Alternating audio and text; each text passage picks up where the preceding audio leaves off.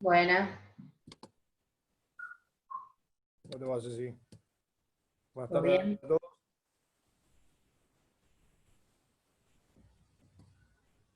¿Cómo?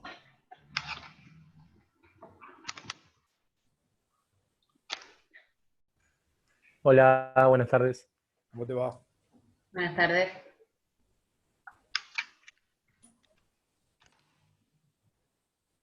Hola, buenas tardes.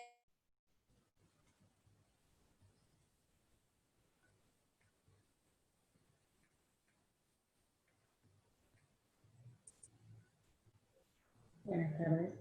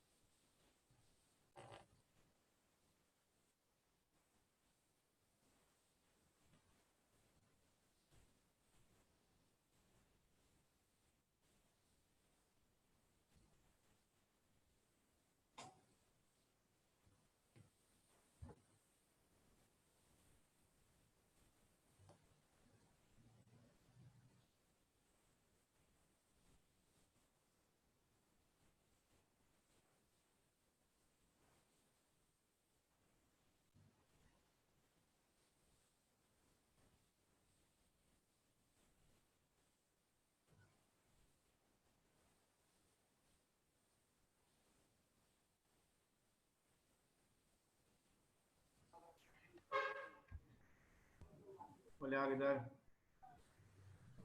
Buenas tardes. Buenas tardes, feliz día. Buenas tardes.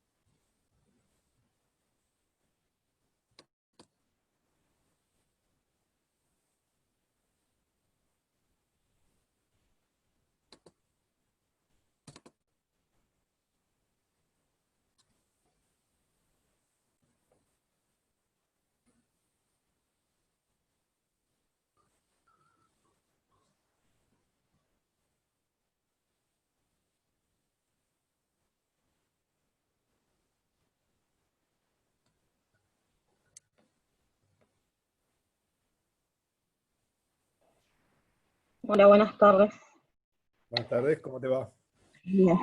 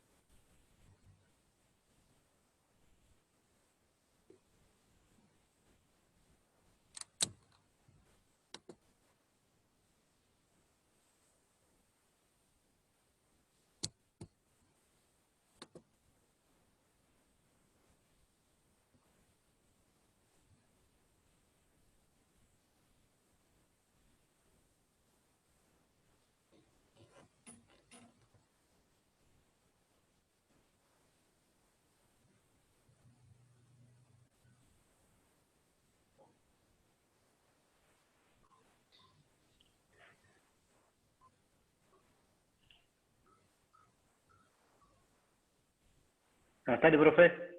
Buenas tardes, ¿cómo te va, Juan? Bien. Ceci, buenas tardes. Buenas tardes, ¿cómo estás? Hola, buenas tardes.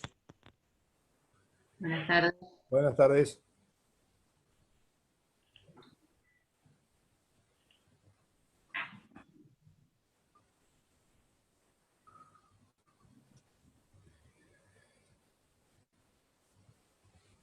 Faltan poquitos.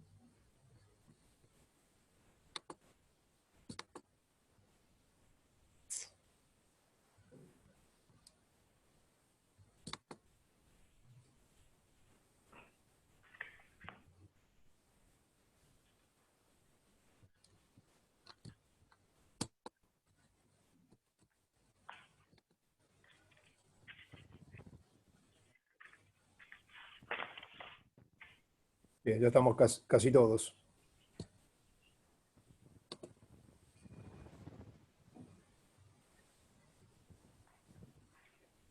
¿Hay alguna duda de lo anterior?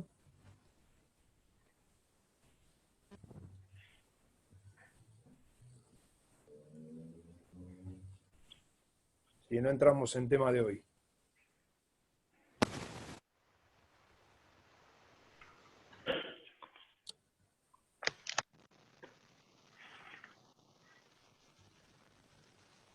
Bien.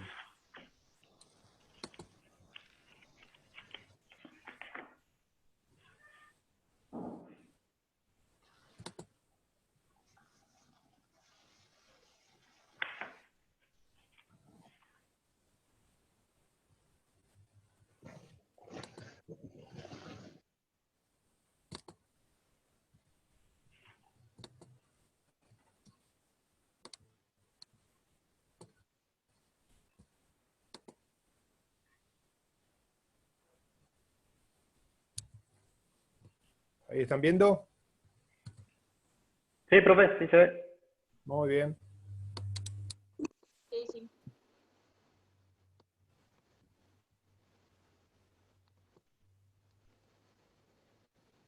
Bien, lo que vamos a ver hoy es desde que se operan hasta que se van de altas con la prótesis, cómo es el tratamiento de los pacientes amputados del miembro inferior. Primero vamos a tener que hacer un repaso de cuáles son las patologías que nos pueden llevar a una amputación del miembro inferior. Las primeras que más cursan con los pacientes son las arterioscleróticas o las diabéticas.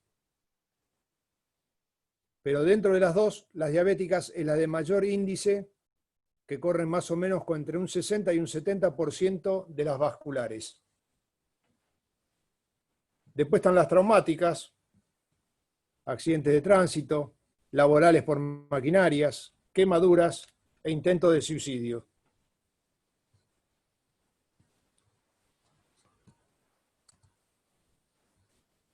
Después tenemos las infecciosas, que se dan por gangrena gaseosa, por osteomielitis crónica o por micosis.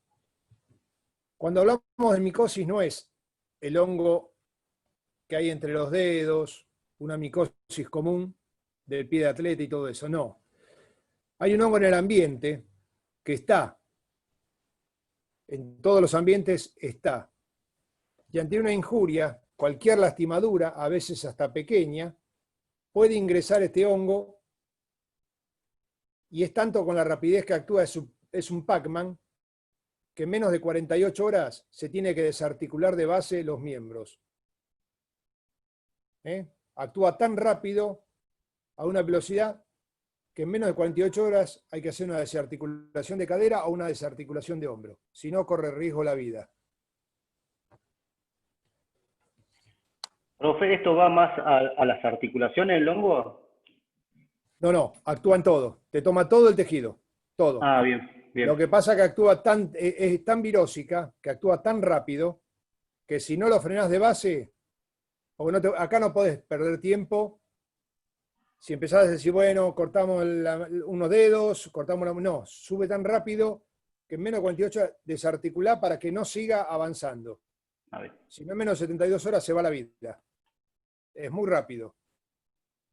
Por eso es tan importante que cualquier lastimadura y todo, lavarse enseguida, bien higienizada y todo, para que no ingrese ningún hongo. El hongo está común en el ambiente.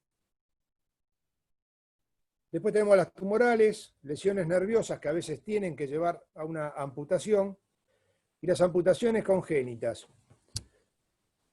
Dentro de las amputaciones congénitas, si bien no tienen, si ustedes van a leer bibliografía, no hay una etiología fija que diga, por esta causa se da una amputación congénita. Siempre a través de los ciclos de la vida se dieron por algunos motivos. Hubo más aumento y proliferación de las congénitas. Por ejemplo, en la época de la polio, en la época de la tuberculosis, se dieron muchos casos de amputaciones congénitas, pero no quiere decir que la tuberculosis o la poliomielitis hayan causado el daño en la madre. A veces la mala alimentación, hubo un periodo de tiempo que más o menos va entre los 80 y 90, que al no haber tuberculosis, no haber polio, había bajado mucho la desnutrición de madres, y ahí hubo un periodo que bajó muchísimo las amputaciones congénitas. En esta época que volvieron a ver, por ejemplo, estas pandemias, muchos virus, hay tuberculosis, hay desnutrición de madres, volvieron a aumentar el porcentaje. O sea que se puede decir que en algunos casos va en correlación a las lesiones ambientales. Esto vamos a ver varios números. Esto es más o menos en el porcentaje que tenemos en el hospital. En épocas normales vemos alrededor de 300 pacientes amputados por año. Se atiende mañana y tarde. Y dentro de las vasculopatías, fíjense en el porcentaje. La diabética ocupa casi un 43% y la arteriosclerótica un 24%. La duplica dentro de las vasculopatías, la diabética, la aterosclerótica. Dentro de los accidentes tenemos un 18,1% de traumatismos, quemaduras un 2,1%. Eso entre porcentaje, el promedio de 300 pacientes por año. Fíjense en que el número de los congénitos, si sacamos un número sobre 300 pacientes, un 4,3%, el porcentaje de congénitos es bastante alto.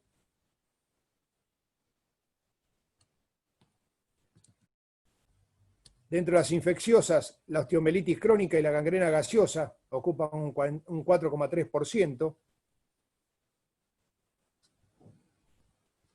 Las tumorales, otro 4,3%. Y ahora vamos a ver varios principios quirúrgicos que hay que tener en cuenta. Si bien nosotros no somos los responsables de los principios quirúrgicos, sí nos pueden llegar a un mal condicionamiento de un principio quirúrgico a la rehabilitación a nosotros. Primero un torniquete. Es como si uno le aplicaran el aparato de la presión, se presiona, para cortar todo tipo de fluido, para realizar sin fluidos la amputación. A medida que se va finalizando la amputación, se va liberando ese torniquete para ver si el fluido crece o si no llega donde tiene que llegar. Por ahí se suturó más arriba un vaso donde se tenía que suturar. Los niveles de amputación. Habiendo estudios con simplemente a los pacientes, más que nada, sobre todo vasculares, y habiendo estudios como un ecodoppler arteriovenoso, de hacer de miembros inferiores, yo voy a saber qué tipo de flujo voy a tener, tanto de ida como de vuelta. Si ya me está diciendo que por debajo del hueco popliteo ya las afenas no dan más de un 10%, no le voy a hacer una amputación del retropié o una amputación metatarsal, porque no me va a llegar fluido. Entonces vamos a tener que ir cortando. Y eso es lo que se llama en la jerga médica, que a veces empiezan, porque está el grupo de médicos que dicen la parte que más le quede es del ser humano y no nuestro, pero también exponerlos a lo que es cortada en rodaja de salame. Empezamos con los dedos, cortamos a nivel metatarsal, a nivel de cuñas, después hacemos una SAIN, después hacemos un bajo rodilla y terminamos por una supracondilia. Entonces a este paciente se lo expone a muchas causas quirúrgicas, que encima puede agravarse por alguna osteomelitis, por alguna infección que entre, y son difíciles de atender después en la rehabilitación, porque ya no creen en nada. Uno dice, bueno, acá terminamos y ya puede hacer rehabilitación. No, a los 15 días, por no llegar flujo, otra vez está necrótica la parte terminal de la amputación y tengo que volver a amputar. Ese paciente es reacio después a la rehabilitación, por un mal proceso quirúrgico. Entonces, definir bien, yo hago un buen estudio, un ecodoppler arteriovenoso, me dice, este es el nivel óptimo. Si tengo que hacer una amputación supracondilia, haré una supracondilia, pero el paciente, si está bien hecha la amputación, en una semana puede recibir un pilón de marcha y en una semana está caminando y trabajando en bipedestación y marcha. Entonces, es mucho más prolijo y aceleramos el proceso de rehabilitación.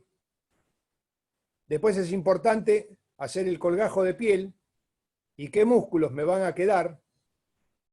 Ya cuando uno abre el tejido de piel, tiene que ver que el músculo que quede tenga vida. Si uno ve que ese músculo ya está abombado, quiere decir que no está llegando buen flujo. Entonces no te va a servir para el colgajo porque va a traer una necrosis. Los colgajos se hacen las dos cosas juntas, músculo y piel. Los nervios deben ser suturados 5 centímetros por arriba de la terminal de hueso. Eso es importante porque si dejamos largo el nervio, cuando terminamos de suturar, queda en la cicatriz y después se provocan neuromas. Esos neuromas se pueden tratar externamente, pero si no da resultado hay que hacer una toaleta quirúrgica, abrir de vuelta y suturar el nervio. Volver a cortarlo y suturarlo y volver a cerrar. Si bien es un proceso sencillo, hacer una toaleta quirúrgica, pero el problema es que me ingrese un bicho en el medio de la cirugía y terminamos con osteomelitis que después terminamos mucho más arriba. Toda terminal de hueso tiene que terminar en punta roma. Esto vamos a ver que a veces, fíjense en mis manos, cortan de este lado, cortan de este lado, y queda como una punta de flecha. Esto cuando uno empieza a hacer descarga, trabaja como un pistón y provoca una fístula de interno a externo. Cuando ustedes van a ver que apoyan en el pilón, como decíamos la vez pasada, la prueba del pilón, y empieza a tirar la piel hacia arriba y cae el cono, el paciente va a empezar a decir, me duele en la parte terminal. Cuando uno toca, ven como una punta. Bueno, eso hay que ir a una toaleta quirúrgica, redondear la forma del hueso, hacer la punta roma y volver a cerrar. Porque lo dificultoso es que haga una fístula de interno a externo encima va presionando sobre los tejidos que me van a hacer de soporte en la terminal, y encima vuelvo otra vez que abrir y otra vez a un proceso que es corto el periodo porque se cierra en menos de 3 días, ya puede empezar a trabajar nuevamente. Y el drenaje, toda amputación sale con un drenaje por 48 y 72 horas con un vendaje para que drene todo el líquido circundante y todo el suero que sobre de la cirugía.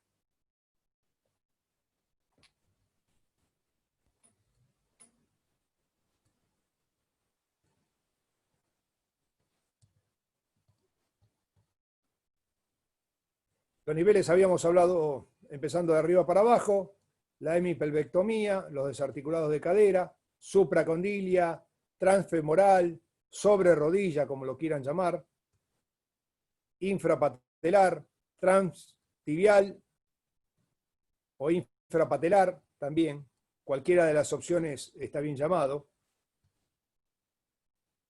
Y después tenemos las AIN, las transmetatarsianas y los dedos. Si van a leer literatura, están las Lifran, están las Yopar, que es a nivel de cuñas, pero con que sepan los niveles que uno puede cortar en dedo, puede cortar la transmetatarsal, puede cortar el nivel de cuñas, puede hacer una calcánea, puede hacer una astragalocalcánea, una SAIN, pero lo importante es que pueda haber diferentes cortes. ¿Qué complicaciones podemos tener postquirúrgico? Que de repente el paciente termine con un hematoma terminal. Ese hematoma hay que evacuarlo. O por ahí se sacó muy rápido el drenaje y quedó todavía líquido circundante que se transforma en hematoma. Y el hematoma se fibrosa y trae como una especie de calcificación que eso es contraproducente para el apoyo terminal del muñón. Entonces, el hematoma hay que evacuarlo.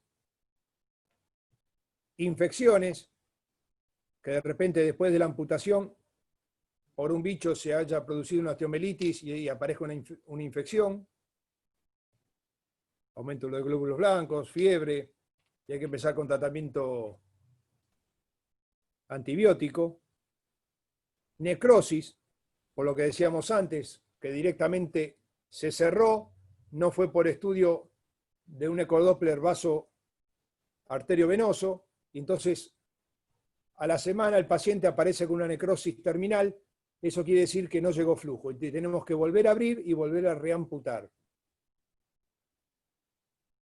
Las retracciones, es importante los cuidados de posiciones en la cama, las retracciones se hacen muy rápido, hay posiciones que hay que mantener. Los neuromas, como dijimos antes, los nervios 5 centímetros por arriba de la terminal de hueso, para que no caigan en el cierre de la cirugía. Y después tenemos el miembro fantasma, que dentro del miembro fantasma vamos a tener que diferenciar dos causas. Una es la sensación del miembro fantasma, que el paciente les diga, siento que se mueven los dedos, siento cosquilla en los dedos. Y otra cosa es que el paciente sienta dolor.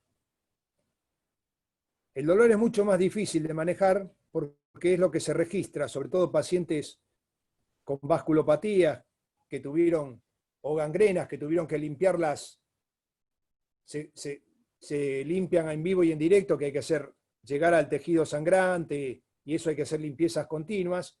Esos dolores quedan a nivel talámico, y eso cuesta, solamente se van con medicación, a veces psiquiátrica, a veces hasta con un ribotril simplemente. Y con un neuropático, como puede ser las pregabalinas. Este es un bosquejo de la sensación del miembro fantasma, ya está amputado, el médico le hace cosquillas en el pie y el paciente se ríe.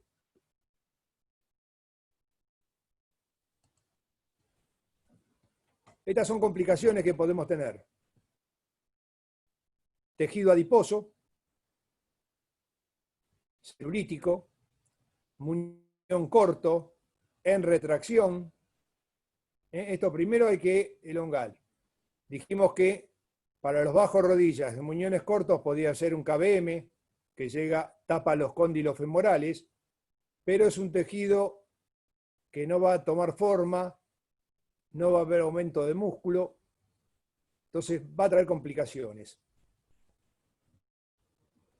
Este era un paciente que realmente por estudios, fíjense en que llega hasta la línea interarticular, es un clavo con una fractura, pero este paciente era para hacerle una amputación en tercio medio de muslo. Pero el problema es que sacar toda la placa, que viene desde arriba, desde subcapital hasta abajo, con varios tornillos sacar esto, y fíjense en que no tiene un buen estado óseo, se iba a pulverizar el hueso. Entonces habría que terminar con una desarticulación. Directamente lo que se jugó es hacerle una desarticulación de rodilla y dio resultado. Estas son una fístula, que a veces puede ser que no expulsó todo el hilo, entonces queda abierto y hasta que no se expulse hasta lo último de pedazo de hilo que tenga de la cirugía, no va a cerrar, pero es un foco infeccioso para que entre un bicho. Entonces eso nos va a traer complicaciones. Esto hay que escarbar hasta ver que nos saque el último pedazo del hilo de la cicatriz.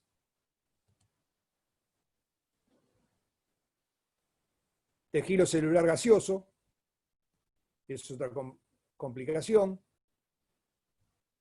Retracciones por secuela de quemaduras, esto se hace muy rápido y esto hay que elongarlo lo más rápido posible. Si no, hay que hacer directamente una brida o hay que hacer una zetaplastía para abrir esa cicatriz y que vuelva a elongar lo más posible. Y en estos casos, como vean, ya le amputaron el hallux, pero fíjense en cómo ya están en dedos en martillo, fíjense en la uña, ya está necrótica. Si este paciente ya hay un tejido adiposo edematizado, si yo a este paciente lo veo y le hago un ecodoppler arteriovenoso, me va a decir que no llega a flujo o que no tiene demasiado retorno. Entonces va a terminar seguro con una amputación o infrapatelar o supracondilia. Ya por la necrosis y por los dedos, que eso también traen, los dedos en martillo traen problemas para el equipamiento.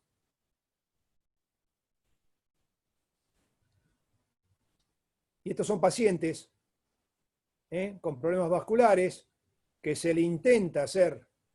Fíjense en las marcas, estos son apoyos pararotulianos y esto es, en los bajos rodillas, es muy difícil por la espina de la tibia, es muy cortante. Este paciente se equipaba con un pilón de yeso, se lastimaba cada 2x3. Y cada vez que se lastima hay que esperar que cierre, hay que esperar que tome la piel una buena cobertura, si no hay que hacerle directamente, por más que tengan, a veces que dijimos que todo infrapatelar va con un suplemento que es una parte blanda, un componente blando, pero hay que cubrirlos. Cuando se lastiman demasiado, y fíjense que ya llegó un color marrón oscuro, casi necrótico, este paciente no tiene vías de ser equipado. Se propuso hacer una amputación más arriba, pero el paciente no quiso, directamente quedó en silla de rueda y no fue a otra amputación. Y pacientes con mala vascularización, fíjense, ya tenía un bypass hecho, pero no dio resultado, fíjense, termina la cicatriz necrótica, fíjense en el apoyo ya está oscuro, se lastima. Estos son pacientes muy difíciles de equipar. Bien, ahora entramos directamente en lo bien kinesiológico. El posoperatorio inmediato. Como toda cirugía, casi que tenemos anestesia general, control de la función respiratoria,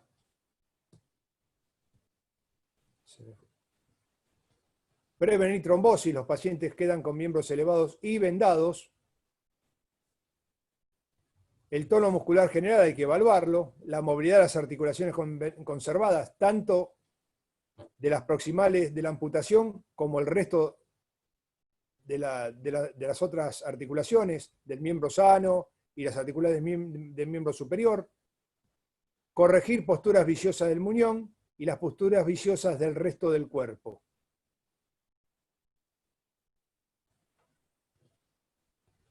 ¿Cuándo empezamos con el vendaje del muñón? Ni bien retiramos el drenaje, que habíamos hablado de 48 horas a 72 horas, ahí comenzamos con el vendaje del muñón. ¿Qué va a provocar el vendaje? Reducir el edema postoperatorio, que esto puede llegar hasta 6 meses posteriores a la cirugía, que sigue reduciendo el muñón. Reducir el volumen del muñón, darle una buena forma. Según el vendaje vamos a darle una forma cónica al muñón, y procura confort del paciente. No está dilatado, no está hinchado, esto le presiona, hace un buen drenaje hacia arriba, entonces esa presión que por el edema le traía al paciente, eso no va a existir y le trae confort al paciente. Seguimos con la tonificación muscular propia del muñón y la postura correcta del muñón y el resto del cuerpo. Esto es el vendaje. Vendaje en 8. Primero podemos tener 2 vueltas o lateromediales o anteroposteriores y después es un vendaje en 8. Damos forma cónica. La presión va de distal a proximal, se debe ir liberando. Uno cuando a cada vuelta tensiona y va liberando a proximal, porque si uno presiona demasiado en proximal, después hay un hematoma en la parte distal. Entonces eso hay que enseñárselo muy bien al paciente.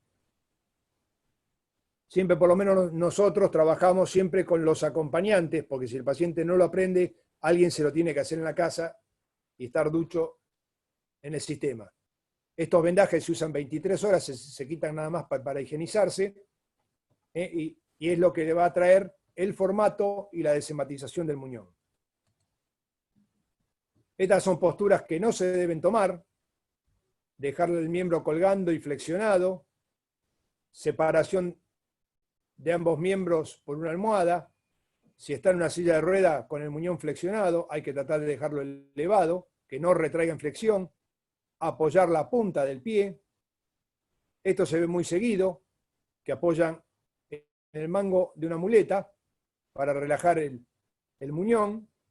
O poner una almohada, porque uno en extensión total tira de la parte terminal del muñón y eso a veces a los pacientes los molesta. Entonces, al flexionarla, se relaja la parte distal y no trae tanta presión, pero es contraproducente.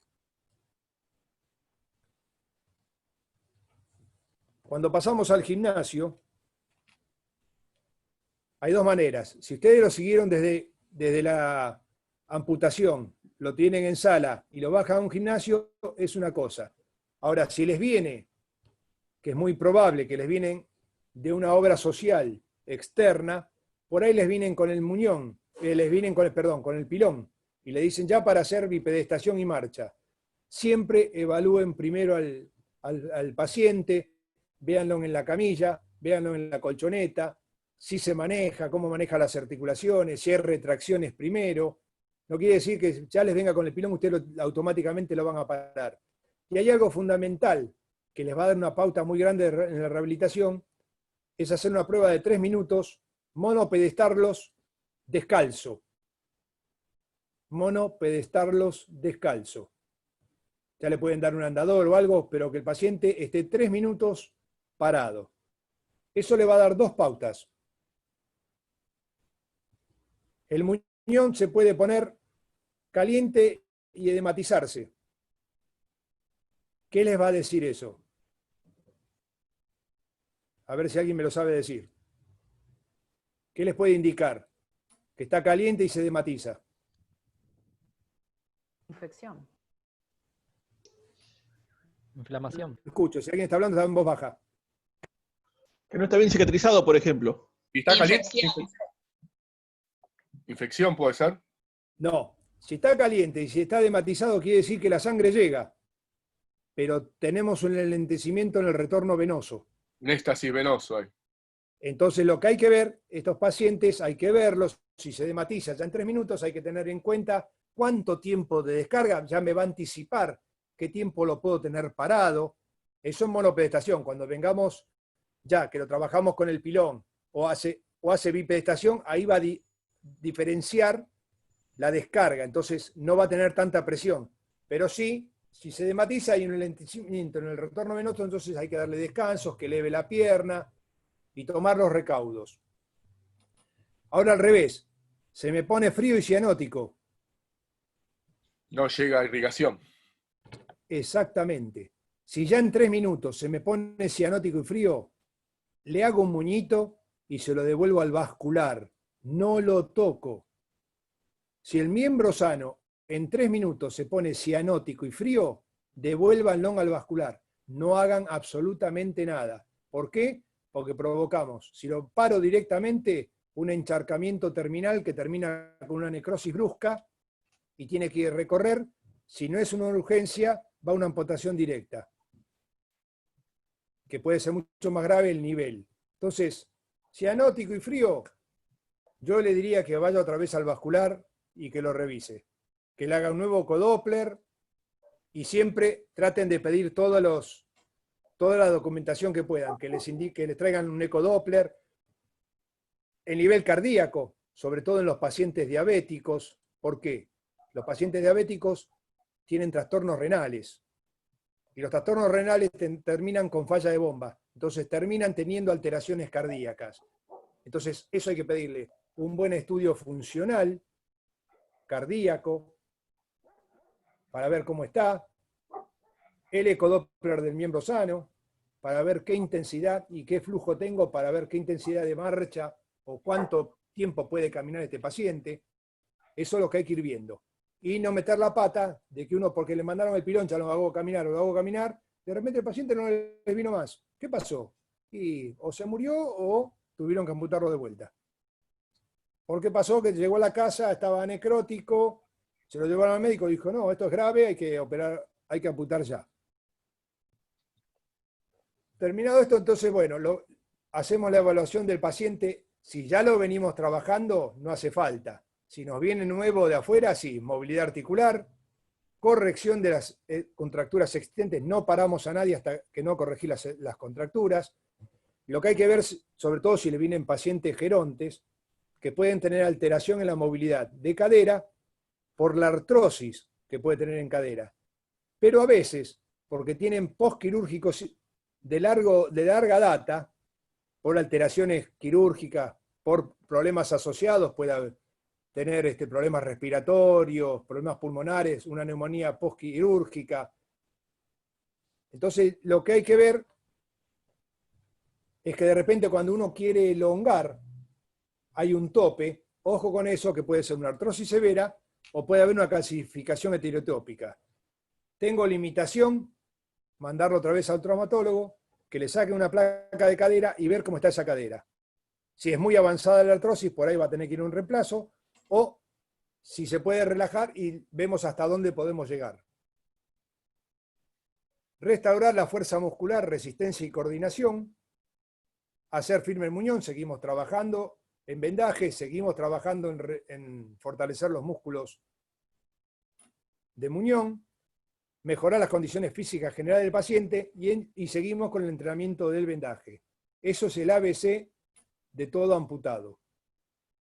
Mal vendado es muñón fofo, con alteraciones. Entonces, un buen vendaje les va a acelerar muchísimo la rehabilitación. Bien.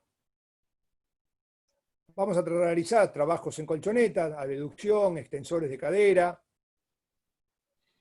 Pero cuando tenemos pacientes amputados bilaterales, sobre todo supracondilios, y siempre hay que tener cuidado cuando tenemos, porque un paciente amputado unilateral bajo rodilla multiplica por 10 el gasto energético. Un paciente amputado monolateral por arriba por un 50.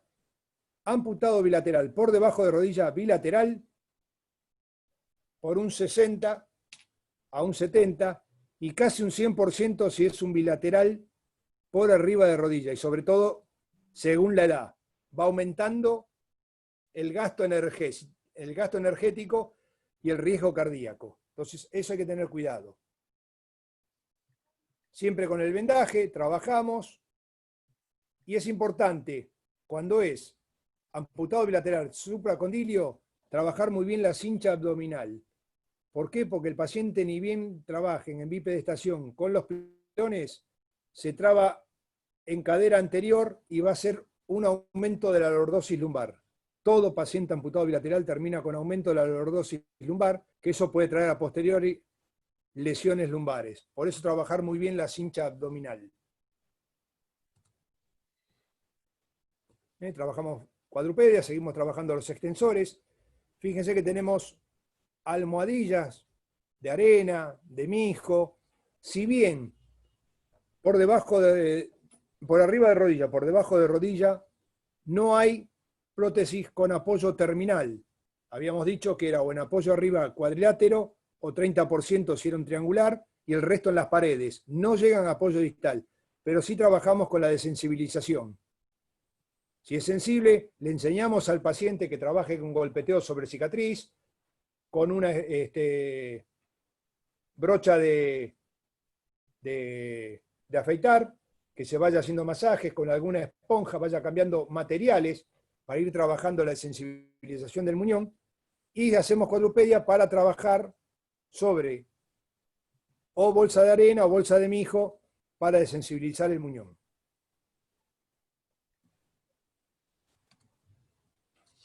Siempre trabajar la actitud viciosa. Este es el mismo paciente, tiene retracción tanto en la amputación como flexión de rodilla en la pierna sana.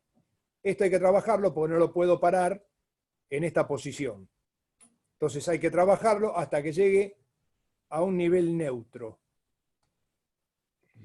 Trabajamos con chotletas, se puede trabajar con peso, hasta que llegamos a una actitud neutra. Entonces ahí lo podemos empezar a parar si tenemos el pilón ya para pararlo.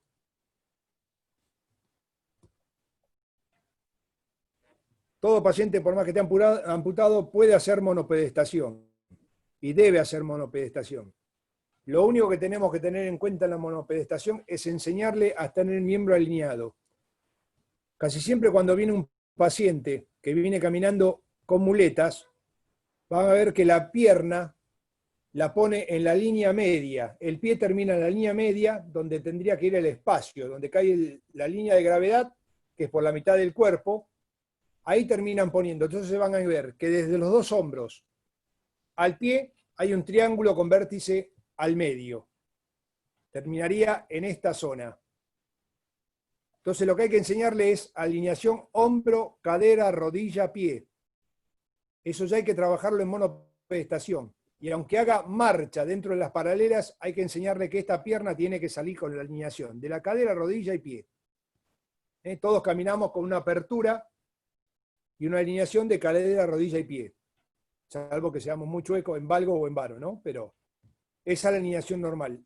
Si no, lo que pasa es que siempre cuando el paciente se acostumbra a llevar a la pierna a la línea media, cuando uno le pone el pilón, se tropieza el pilón con la pierna sana. Entonces, eso hay que enseñárselo ya en la monopedestación. Este es, fíjense, si acá tuviésemos los hombros, hombro, cadera, rodilla, pie, hombro, cadera, rodilla, pie, tenemos la alineación y la apertura que corresponde. Entonces, este paciente ya va practicando la marcha por sus respectivas líneas. Y después pasamos a marcha monopedesta con muletas, tratando de mantener siempre la alineación hombro, rodilla, hombro, cadera, rodilla, pie. Después ya tenemos los pilones de yeso o pilones de plástico. Este es un pilón de yeso, esto es una cesta pélvica, es un desarticulado de cadera. Pero fíjense en la alineación, si tenemos acá los hombros, hombro, cadera, rodilla, pie, hombro, cadera, rodilla, pie, tenemos la apertura normal de piernas. Eso hay que mantenerlo antes que salgan de la paralela.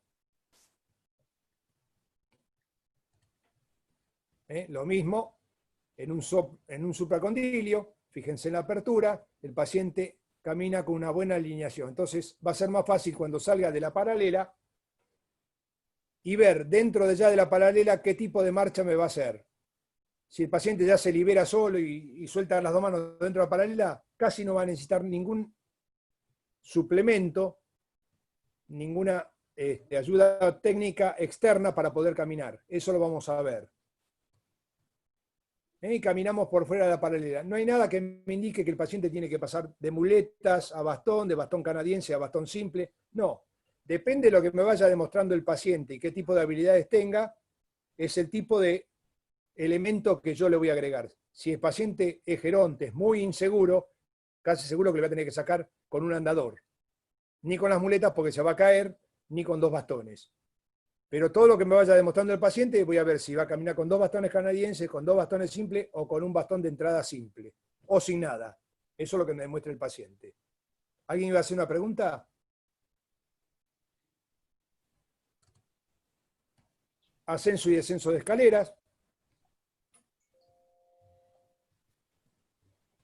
Estos van a subir cuando son pacientes supracondylios y tienen el pilón sin articulación de rodilla, van a subir como si fuese un paciente hemipléjico. Van a subir primero la sana y después al mismo escalón la amputada.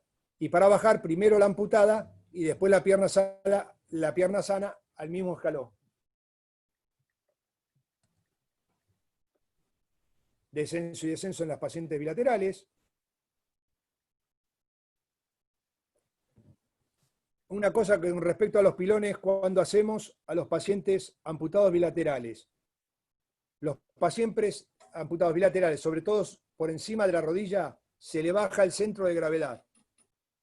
Se los va a hacer casi enanismo. Si mide 1,80 m, vamos a empezar con 1,50 m. Le vamos a hacer unos pilones cortos. ¿Por qué? Por el peligro de desequilibrio y la pérdida del equilibrio por altura. Pueden sufrir vértigo, porque es subirse a algo nuevo que es como si estuviesen en un precipicio. Entonces se baja el centro de gravedad, se baja la altura y después se le va recuperando cada 5 centímetros, se le hacen pilones nuevos. Fíjense que está caminando con dos bastones canadienses el aumento de la lordosis lumbar. Eso que es una paciente joven, atleta, pero es normal que trabe en cadera anterior y haga un aumento de la hiperlordosis. Entonces, esto hay que trabajar muy bien la cincha abdominal. Enseñar caídas y levantarse.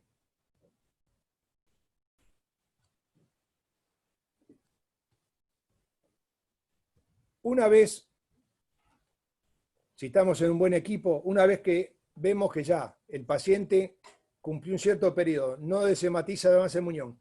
Cuando tenemos el vendaje elástico, cuando ponemos el pilón, lo usamos mediante vendas de gasa. Se desvenda el paciente para usar el pilón. Y el espacio que va perdiendo por desematizarse lo vamos aumentando con medias. El paciente se sigue vendando, pero cada vez que va desematizando y hay espacio en el pilón, le vamos agregando medias. En algunos libros van a ver que llegan hasta 12 medias. Yo no llego a más de 6, prefiero hacerle un pilón nuevo porque ya perdió forma. Casi siempre los pilones, si es un supracondilio, se hacen cuadriláteros con el apoyo isquiático, y si es por debajo un PTB, con el apoyo pararotuliano. Entonces, ya si le agrego demasiadas medias, ya pierde la funcionalidad del apoyo isquiático y de los pararotulianos. Entonces prefiero, si se puede, mandarle a hacer un pilón nuevo. Entonces, una vez que ya está el paciente que ya caminó, lo veo, hace ascenso y descenso, le mando a hacer la prescripción de prótesis. La prescripción, cuando el paciente a la ortopedia le tiene que entregar, se lo tiene que entregar en el hospital que le pide la prótesis. Nosotros tenemos que venir, ver la prueba, verla totalmente desnuda, la prótesis, sin la parte estética. Entonces vemos si le pusieron la articulación que corresponde, si el pie es el que pedimos, si los módulos son del material que pedimos. Entonces le damos el OK, ya el paciente vuelve. La puede usar así como la puede usar con cosmética. Hemos encontrado a veces que una vez que le ponen la cosmética, adentro le cambiaron las piezas. Porque a veces cuando yo las desarmo, encuentro barbaridades. Tenemos ya la prótesis, empezamos otra vez marcha en paralela, que el paciente se adapte, si tiene rodilla libre o no. Este paciente tiene rodilla libre, tiene un autobloqueante, que habíamos dicho nada más, que es un eje simple de flexo-extensión, que el paciente cuando descarga se traba bien la prótesis. Entonces, ahí ya hay que ir preparándolo. Una vez que se puso canchero de cómo pegar la patada, porque el paciente para hacer un autobloqueante tiene que pegar la patada, cuando apoya el talón tiene que tirar con el muñón hacia atrás, avanzar la cola, y ahí se para bien sobre la tapa media de la marcha, descarga bien en el pie, entonces hace bien el apoyo isquiático y la rodilla no se mueve. Entonces después pasa el peso hacia adelante, pega la patada otra vez y la pierna se flexiona. Si el paciente no apoyó el talón, no tiró el muñón hacia atrás y avanza directamente la cola sin haber trabado el muñón hacia atrás, esa rodilla se va a desbloquear y el paciente se va a caer flexionado. Una vez que aprendió, lo sacamos otra vez fuera de las paralelas. Ahora vamos a ver varios videos, yo les voy a mostrar algunos defectos de marcha. Fíjense cómo camina esta paciente.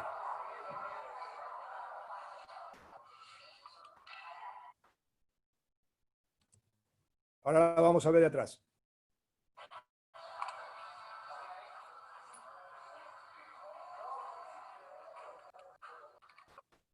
Bien. Esta paciente, vieron que hace una leve guadaña. Bueno, esta paciente es joven, tiene 33 años, tiene una rodilla libre, tiene tanto miedo, fue por quemadura las amputaciones, tiene quemadura en brazos, tanto miedo que se cayó varias veces por no manejar bien la rodilla. Tuvimos que terminar fijándole la rodilla. Se sentía más segura como si fuese el pilón, que no se le iba a doblar, entonces queda el mismo largo, o una de dos. O le cortamos la prótesis para que salga derecha, pero va a tener una leve inclinación porque va a ser más corta que la otra pierna, o la saca en guadaña como la está sacando.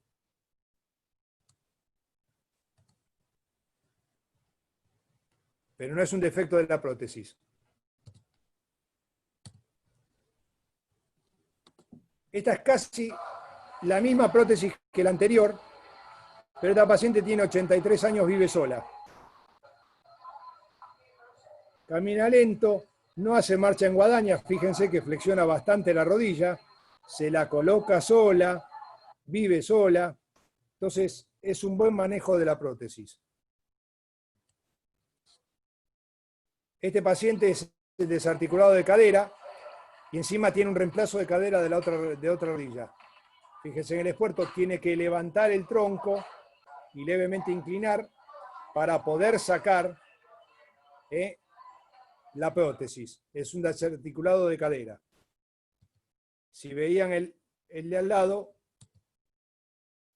si ven el de al lado en esta, fíjense en el de al lado, es un bajo rodilla, está con el pilón, la saca totalmente suave. Ya este paciente está corriendo y todo.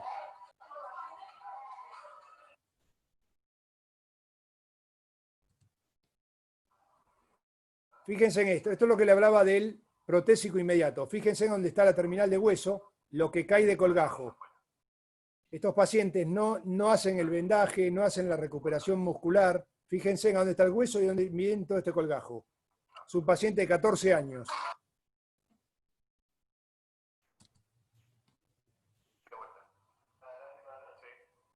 Vean lo que cae de colgajo.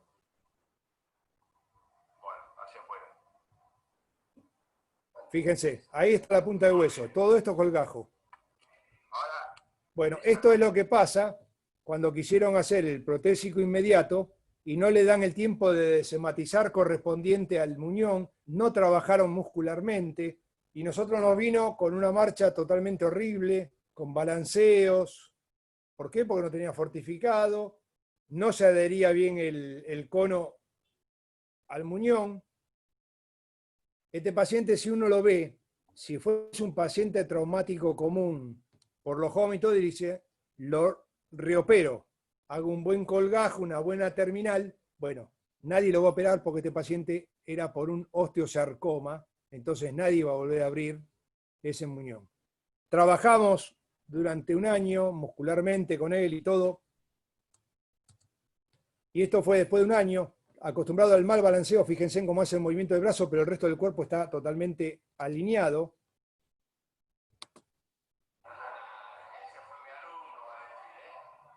Fíjense en que tiene una marcha derecha. Cuando vino hacía balanceo bilateral, porque no tenía seguridad. No encastraba bien el muñón en el cono. Le cambiamos el cono. Si lo ven de atrás, lo único que hace es el balanceo del brazo. Esperen que se me fue.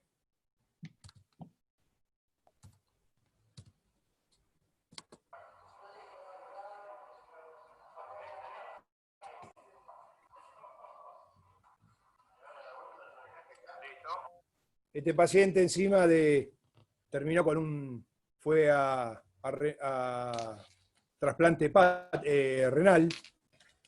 Estuvo en espera y todo, pero anda muy bien. Y estos son casos para que vean el manejo, que si uno sabe de amputados y sabe de los manejos de los termoplásticos, esto lo vi yo en el hospital de Quemados. Esta era una chiquita que tenía retracción de la aponeurosis plantar, amputación de dedos y retracción de la aponeurosis plantar. ¿Qué le hicimos? Una especie de sandalia en termoplástico, que esto va dentro del calzado, forrado.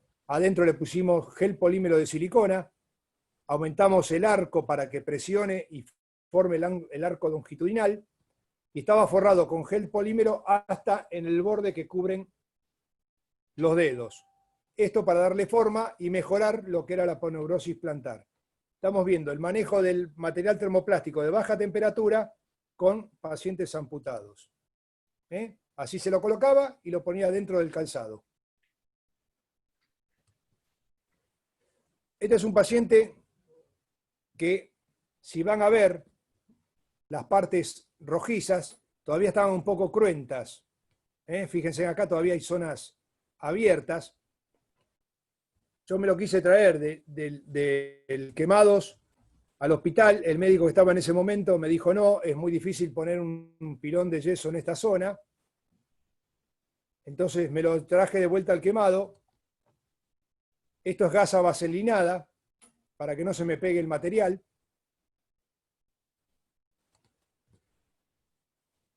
Y le realizamos, éramos tan jóvenes en ese momento, y le realizamos un cono plástico, sabiendo hasta dónde tiene que llegar, a dónde va a ir el apoyo isquiático. Le terminamos el molde, así quedó, pero es un material blando. Entonces, para darle mayor dureza, lo cortamos y todo, lo terminamos, le pusimos la araña. Esto es la araña, son 3 patas, que es para fijar el muñón, y uno le puede dar ahí los grados. Los grados van a tener 5 grados en flexión, los conos. Esto es una prótesis que yo desarmé, que tenía en el hospital, y para darle dureza, lo que le hicimos es envolverlo con yeso plástico. Entonces, el cono quedó terminado. El único problema que yo tenía, que la única prótesis que tenía, era con traba manual, con destraba manual para poder sentarse. Entonces le pusimos, pero el problema es que también era amputado del mismo lado del miembro superior. Esto nos llevó 1 hora y media en el hospital de Quemados. Le hicimos con un cable de bicicleta, se lo fijamos a la articulación para destraba de la rodilla, le hicimos un arnés que él con la elevación del hombro destrababa la rodilla y se podía sentar. Esto, como lo ven acá, este es el cinturón silesiano que hablábamos la vez pasada, con el botón lateral y los dos botones en la cara anterior. Pero le hicimos este arnés, él elevando el hombro, destrababa la rodilla y se podía sentar. Si lo ven, hay un combo de todo. Le hicimos un cono plástico, saber dónde se hacen los conos, cuáles son las medidas que hay que mantener, la altura, los 5 grados de flexión, le hicimos un arnés, el paciente elevando, destraba, tira el cable y destraba la rodilla, y el paciente a las 2 horas se fue con la prótesis terminada, deambuló y todo. Esos son casos para que vayan viendo que nosotros, teniendo la noción del material y todo, podemos mezclar las cosas, y esto era el trabajo que hacían desde que me fui yo de Quemado, no lo hicieron más. Un paciente también en el hospital de Quemados, se le realizó un pilón, que muchos lados dicen, no, hay que trabajar con piloneras, que es especiales, que tienen apoyo isquiático. Acá no hay pilonera ni nada, hay un andador, el paciente erguido,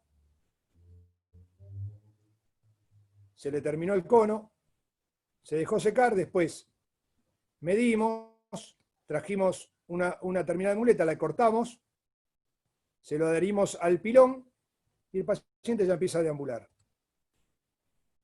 Y esto es un caso, son casos congénitos, eso es un tetra amputado congénito, el chiquito. Fíjense en que acá esto lo traía todo el tiempo la madre en brazos. Bueno, acá lo que ven, se me fue la flecha, acá ven que hay una base de madera.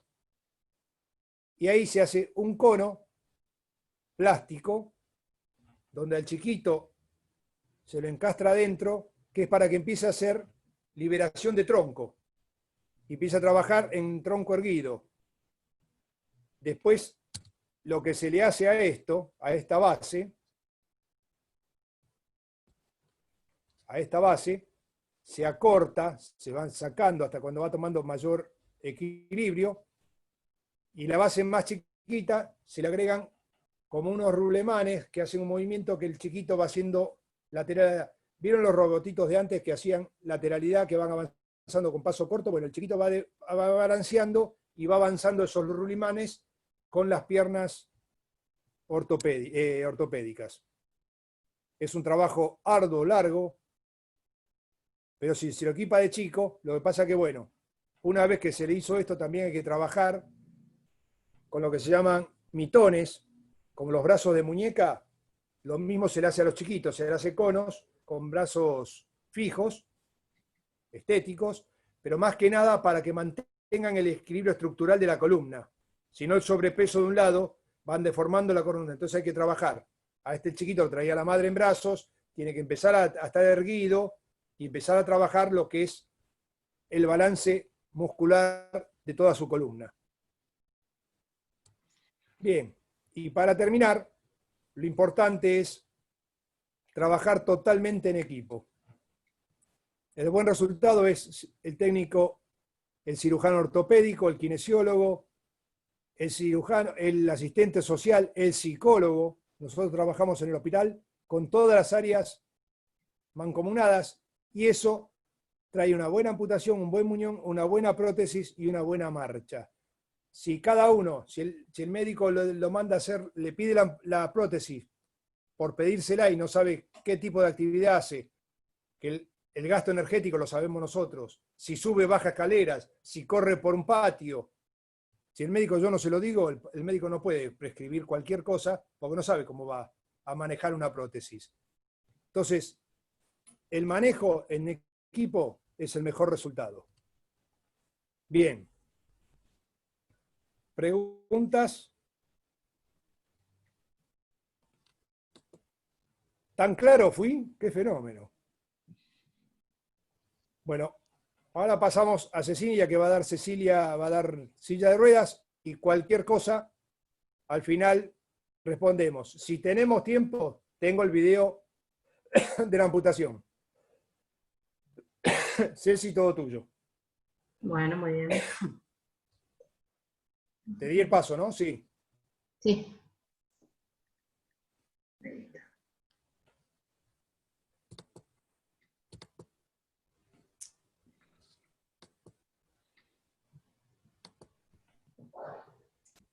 ¿Ahí ven mi pantalla, chicos? Sí. Bueno, bárbaro. Vamos a cambiar de tema. Ahora vamos a hablar acerca de las sillas de ruedas. Pero para comenzar, chicos, la silla de ruedas debe brindar movilidad y permitir el desplazamiento a aquella persona que no lo pueda hacer por sí misma. Toda silla de ruedas es específica para el usuario, es decir, para la persona, y es específica para la deficiencia que padezca la persona.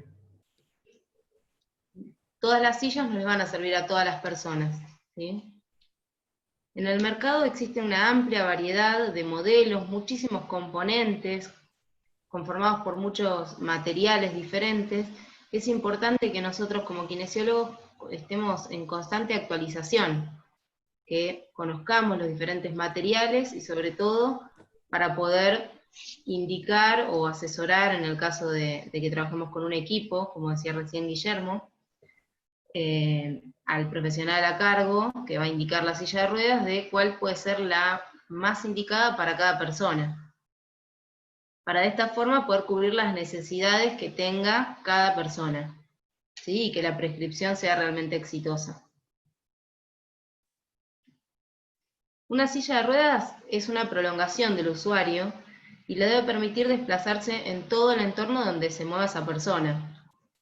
Esto le va a permitir cumplir un rol en la sociedad, no tener diferentes tipos de restricciones en la participación y realmente poder integrarse tanto a nivel social, laboral y deportivo. Como vemos acá en la imagen, una silla de ruedas tiene distintos componentes. En primera instancia va a estar formada por un armazón rígido, el cual puede ser plegable o no. Van a ver que la mayoría de las sillas de ruedas que son plegables, uno tracciona desde la parte media del asiento hacia arriba y se pliegan.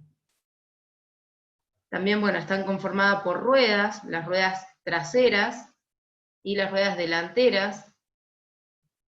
Las ruedas tienen cubiertas, como las cubiertas de las bicicletas, ¿sí? Que van a garantizar que no se patine la rueda. Van a tener aros, como vemos acá, los aros de propulsión, que es la forma en que los pacientes pueden mover la silla. No todas las sillas de ruedas tienen aros de propulsión, hay sillas de ruedas que son de traslados, y lo van a trasladar otra persona, ¿sí? El usuario de silla de ruedas no va a poder maniobrar en la silla. Tienen frenos, por lo general, donde les marco con la flechita, para que la persona tenga acceso a los frenos y pueda colocarlos y retirarlos. Sin embargo, en aquellas sillas de ruedas que son de traslado, los frenos van a estar a la altura o al alcance de el que los traslada. Pueden estar a nivel de las manijas, acá, o pueden estar en la cercanía de los pies de la persona que lo está trasladando. También están constituidas por reposapiés o soportes de pies, y soportes de brazos. Ambos pueden ser fijos o pueden ser rebatibles y regulables. Aquellos que sean rebatibles son los que le permitan a la persona una mejor transferencia de la silla de ruedas hacia otro sector. Es sumamente importante que la sedestación del usuario sea correcta, ya que cualquier alteración en la postura va a llevar a distintos tipos de lesiones. Entonces, para que la persona esté sentada correctamente, hay que adecuar las dimensiones de la silla a la persona. Y siempre la silla tiene que adaptarse a la persona y no la persona a la silla. Lo que debemos tener en cuenta es el asiento, el respaldo y el reposapiés. Veamos las características que debe tener el respaldo y lo que nosotros tenemos que verificar del respaldo. En primera instancia, el respaldo brinda el soporte posterior al tronco y puede tener una altura variable. La altura del respaldo va a depender siempre del equilibrio que tenga la persona, es decir, del control de tronco. Pero también va a depender de la patología que presente y del grado de recuperación. Es decir, si una persona tiene un buen control de tronco, pero por ejemplo sabemos que tiene una patología progresiva y que lo va a llevar a un deterioro en el control de tronco, nosotros debemos garantizar que el respaldo le sirva hoy y le sirva dentro de 2 meses. Entonces vamos a buscar un respaldo que sea más alto, que lo contenga más en el tronco. Y esto va a ser diferente si nosotros tenemos, por ejemplo, una persona con una lesión medular, donde ya sabemos cuál es su condición actual y sabemos que no va a progresar. Bien. El respaldo a nivel estándar, ¿sí?, debe ir el borde superior del respaldo 2,5 centímetros por debajo de las escápulas. Esto es lo ideal, ¿sí? Porque cuando está a esta altura, lo que va a permitir es facilitar la movilidad de los miembros superiores para poder propulsar la silla.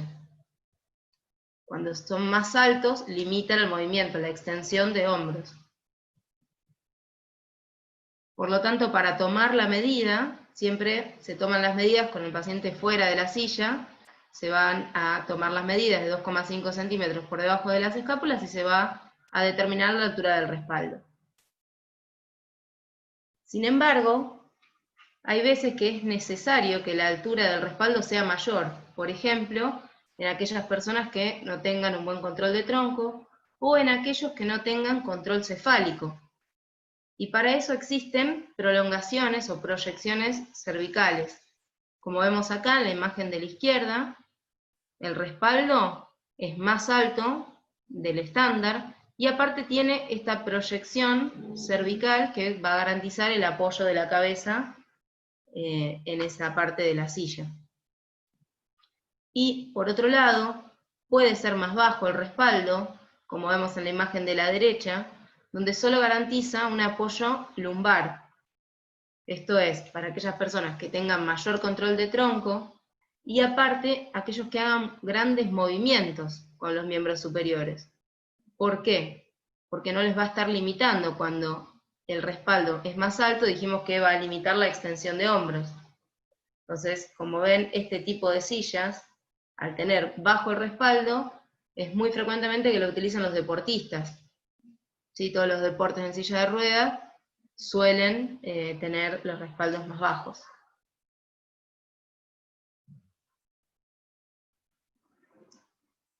Por otro lado, vamos a tomar la medida del ancho del respaldo.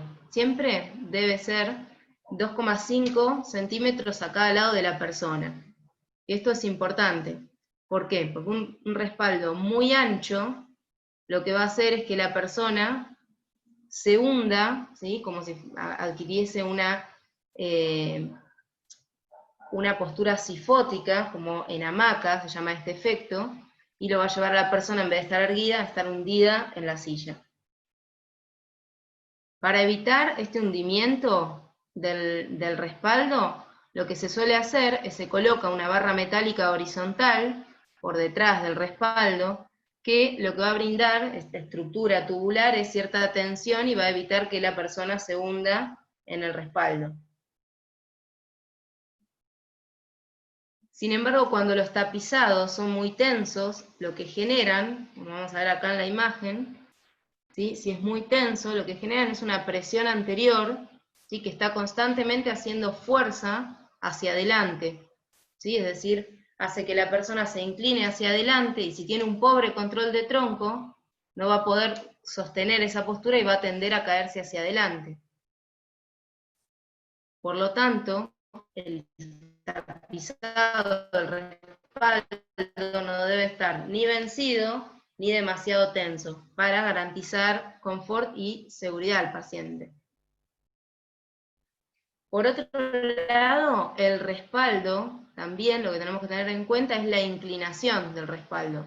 El respaldo no debe estar a 90 grados estrictos, sino, ¿por qué? Porque esto va a estar generando de nuevo que la persona tienda a caerse hacia adelante, ¿sí? Ustedes piensen que, por lo general, los usuarios en silla de ruedas tienen algún tipo de trastorno de equilibrio de tronco.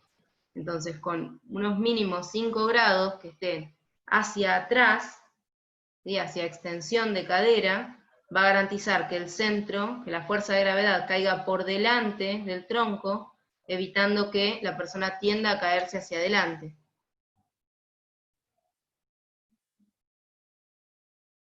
Sin embargo, ¿sí?, cuando estos 5 grados hacia posterior del respaldo son mayores, en vez de tener 5 grados hacia atrás, tienen, por ejemplo, 10 grados, ¿sí?, 15 grados o más, lo que ocurre es que la persona, como vemos acá en la imagen, está demasiado reclinada hacia atrás, y lo que pasa es que la persona empieza a generar mayor fuerza de cizallamiento a nivel de las nalgas, generando una presión constante y a nivel de isquiones, ¿sí? Y de sacro, y lo que ocurre es que esto estimula a la presión excesiva en la piel, generando, predisponiendo que la persona tenga úlceras por presión. Pensemos sobre todo que si un paciente tiene trastornos en la sensibilidad y nosotros no cuidamos esta fuerza de cizallamiento a nivel de nalgas, estamos favoreciendo la lesión de la piel. Entonces lo ideal es que esté 5 grados hacia posterior al respaldo. Por otro lado, van a ver que muchas veces en los respaldos existen lo que se llama contenciones laterales o soportes laterales. Y esto es para facilitar la postura erguida de la persona. Van a ver muchas veces que cuando la persona está muy rotada, para evitar, por ejemplo, una predisposición a una escoliosis, por mala postura, por tiempos prolongados, se colocan estos soportes laterales.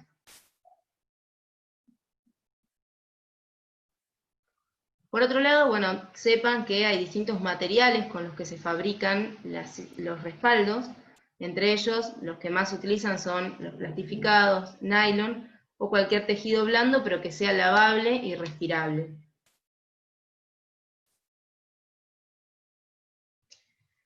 Bien, otro de los parámetros que debemos tener en cuenta es el asiento de la silla.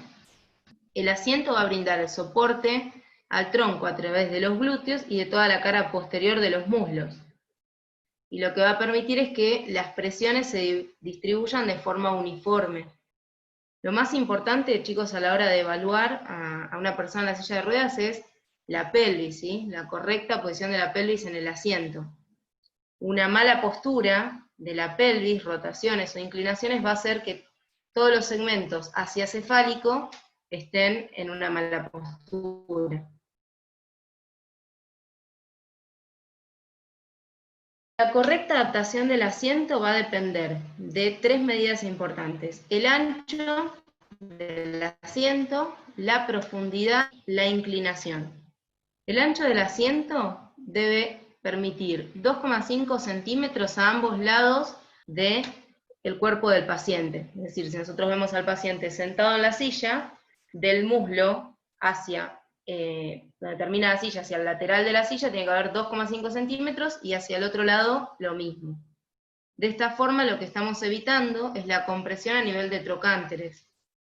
Recordemos que si la persona tiene alteraciones en la sensibilidad y nosotros no verificamos que haya ese espacio libre, va a estar generando presión en la zona trochanteria y lo va a generar de nuevo una úlcera por presión. Sin embargo, nosotros podemos ver que hay veces que esta distancia entre el borde lateral del muslo y donde termina la silla es excesiva, supera los 2,5 centímetros, lo que pasa es que comienza a haber estas desviaciones laterales de la pelvis, y lo que generan es una rotación pélvica que va a llevar a todas posturas alteradas hacia cefálico, y también puede generar el contacto de las rodillas, la cara interna de las rodillas, generando un roce constante entre ambas rodillas y favoreciendo las úlceras a nivel de las rodillas. Muchas veces, cuando el ancho es menor de los 2,5 centímetros a ambos lados, lo que pasa es que están ejerciendo demasiada presión en las tuberosidades y de nuevo se favorece la lesión de piel. A tener en cuenta del asiento respecto a la profundidad, va a estar determinada por la unión del respaldo con el asiento, este ángulo, hacia el hueco popliteo. Todo esto es la profundidad del asiento. La profundidad del asiento va a llegar, el borde anterior del asiento debe llegar hasta 2,5 centímetros por detrás del hueco popliteo. Esto lo que va a evitar es que se compriman los segmentos del hueco popliteo, para evitar problemas a nivel de la circulación y cualquier tipo de lesiones de piel de nuevo.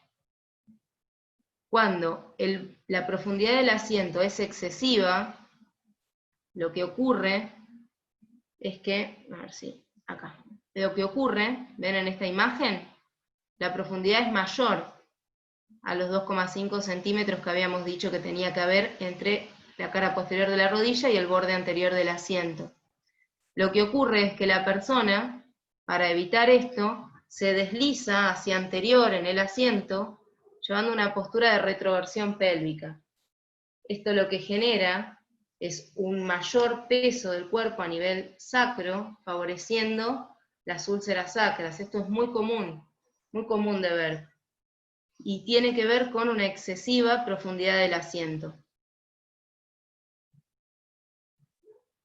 Sin embargo, cuando la profundidad del asiento es menor, es muy corta, no va a estar garantizando un apoyo adecuado a la persona está muy inestable, y para evitar esto realiza rotaciones e inclinaciones del tronco para poder apoyarse en los apoyabrazos.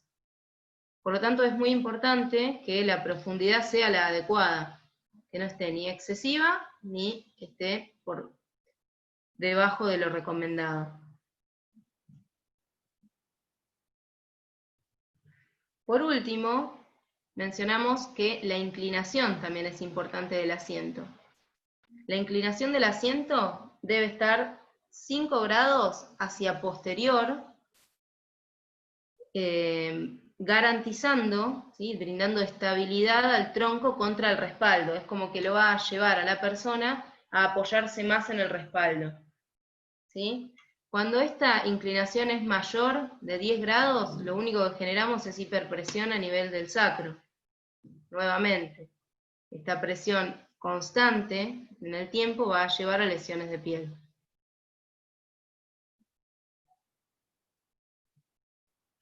Por otro lado, tenemos que tener en cuenta los reposapiés o apoyapiés. Lo que hacen los reposapiés es brindar un 20% de soporte del peso corporal. Los reposapiés pueden ser fijos o pueden ser regulables en altura. Pueden ser extraíbles o pueden ser desmontables. La diferencia entre el extraíble y el desmontable, probablemente lo hayan visto, los extraíbles son aquellos que se sacan del todo, en cambio los que son rebatibles se corren y permiten las transferencias de las personas. Sin embargo, hay reposapiés que son fijos y que no se pueden ni correr ni retirar de la silla. Estos apoyapiés fijos, sobre todo son pedanas únicas, en vez de tener 2 apoyos, uno para cada pie, tienen una única pedana, y esto lo que hacen es que ocupen menos espacio la silla de ruedas, por lo tanto también se utilizan mucho en las sillas de ruedas deportivas.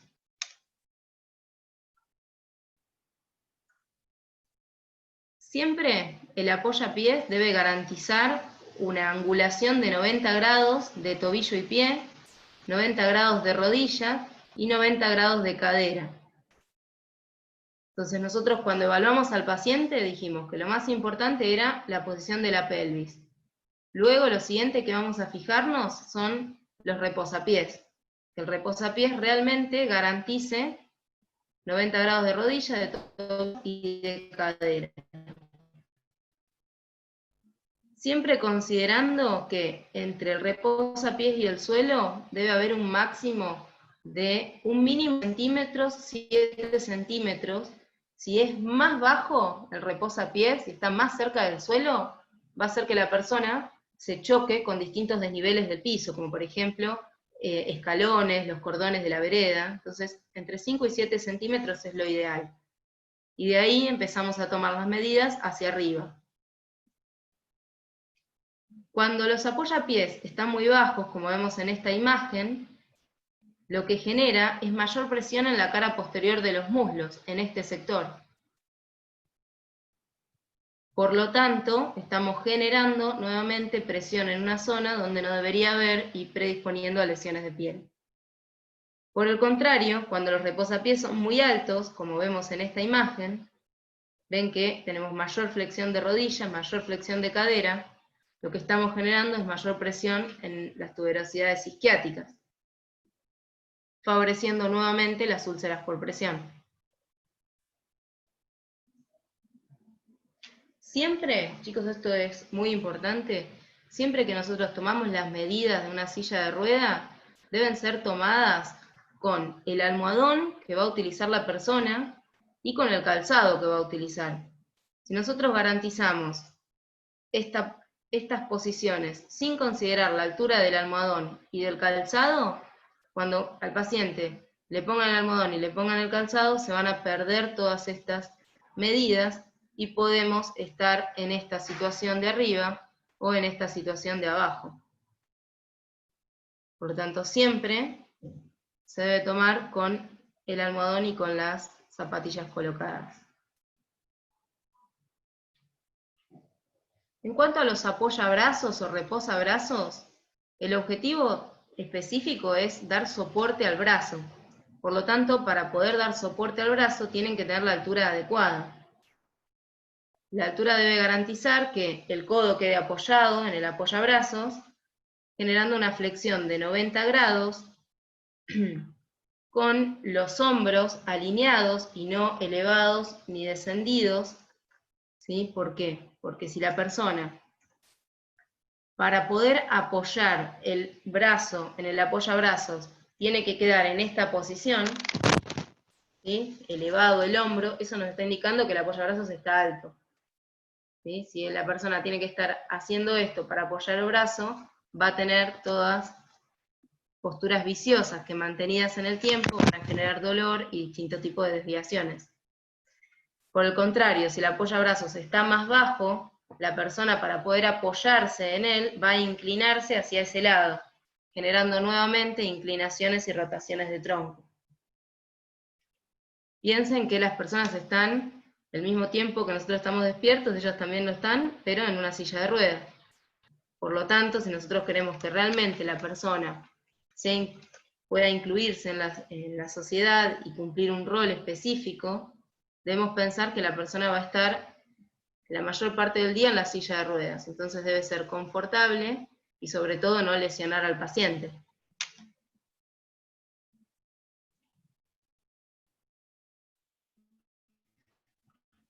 Otro componente de la silla de ruedas son las ruedas.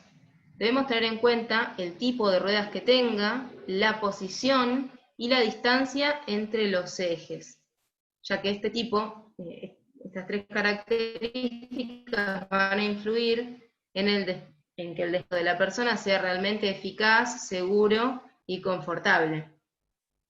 En cuanto a los tipos de ruedas, vamos a encontrar que hay ruedas que son macizas y ruedas que son neumáticas. Las neumáticas son de aire, ¿sí? Son como las ruedas de las bicicletas. Se inflan, tienen que tener una presión adecuada, ¿sí? No deben estar ni desinfladas ni hiperinfladas. En cambio, las macizas, ¿sí? Son de un material rígido que no requiere de mantenimiento. Entonces, pensemos que una rueda neumática lo que va a permitir es amortiguar los movimientos. En cambio, las ruedas que son macizas no van a amortiguar los distintos movimientos, ¿sí? Van a absorber ese impacto las neumáticas, las macizas no, se lo transmiten directamente al usuario en la silla. Sin embargo, si yo les digo esto, ustedes van a pensar que siempre vamos a indicar sillas de ruedas neumáticas. ¿Para qué? Para que absorban los impactos de las diferentes superficies.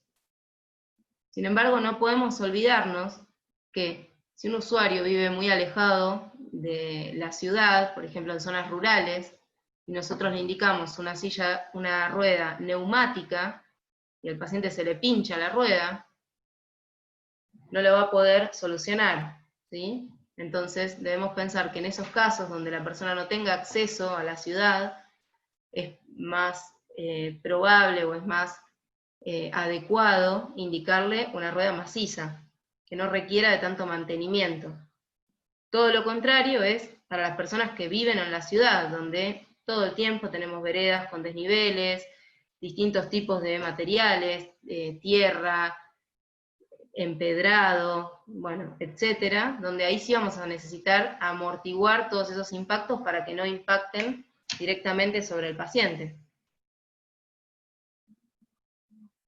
Bien, por otro lado, van a ver que tenemos ruedas posteriores, que son las que tienen los aros de propulsión, que son fijas, solo van hacia adelante y hacia atrás, y ruedas anteriores, que pueden ser fijas, es decir, que van hacia adelante y hacia atrás, o pueden ser móviles, ya que estas rueditas, las delanteras o anteriores, lo que van a hacer es guiar el movimiento. Cuando la persona quiera girar, ¿sí?, va a hacerlo en base a estas rueditas anteriores.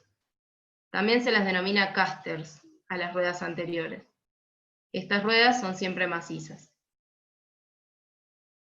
Por otro lado, debemos tener en cuenta la posición de las ruedas, ¿sí? Las ruedas pueden ser, como vemos en la primera imagen, paralelas entre ellas.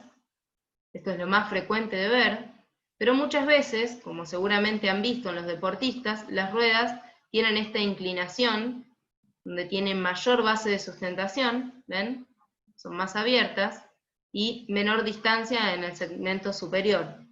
Esto lo que permite es que la persona haga movimientos rápidos y bruscos, como hacer giros sobre su mismo eje, sin que pierda la estabilidad. Por eso se utiliza mucho en los deportistas. Tienen mayor base de sustentación y pueden hacer movimientos rápidos de cambio de dirección sin caerse. Y como vemos en la tercera imagen de la derecha, donde las distancias están invertidas, ¿sí?, es más estrecho el apoyo. Esto es menos frecuente de ver, pero se utiliza para aquellas personas que se desplazan en lugares muy chicos, donde tienen poco espacio para girar, como ser una casa muy chica, con pasillos angostos. Entonces se utiliza este tipo de disposición de las ruedas. Y por último, el eje también es importante.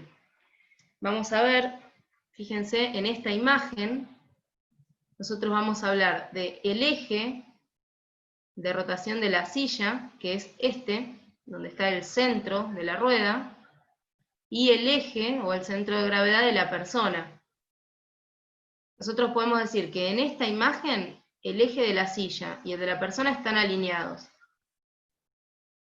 Es lo más frecuente de ver, pero muchas veces nosotros podemos adelantar o retrasar el eje de la silla para brindar mayor estabilidad o para brindar mayor facilidad, por ejemplo, para hacer un wheelie en la silla. Van a ver, por ejemplo, que el eje va a estar adelantado, el eje de la silla va a estar adelantado, por ejemplo acá, para que la silla sea más estable. Si yo retraso el eje y pongo, es más inestable.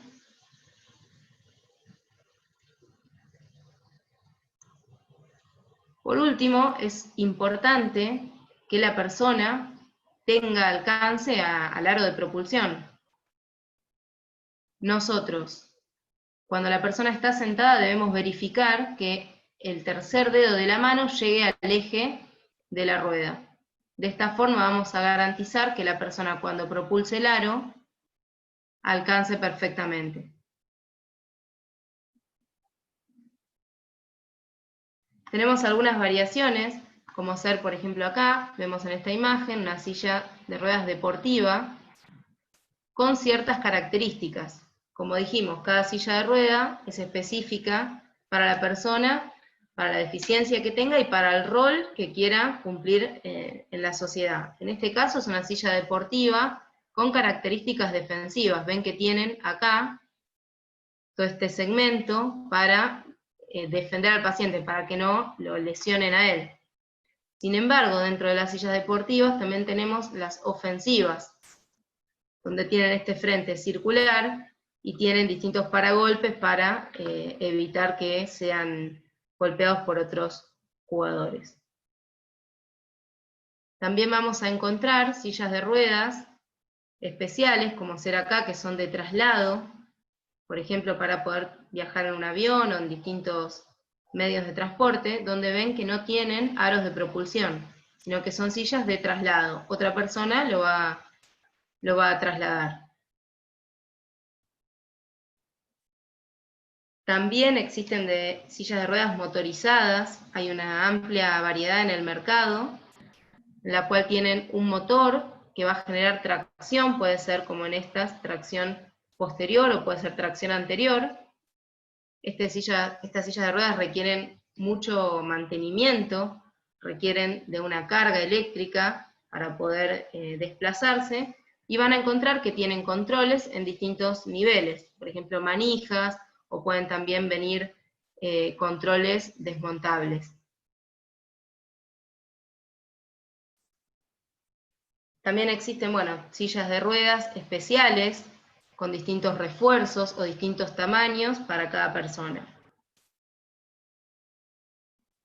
Yo les pregunto, en este caso, ¿qué características podrían mencionarme de las que vimos hasta ahora de esta silla de ruedas?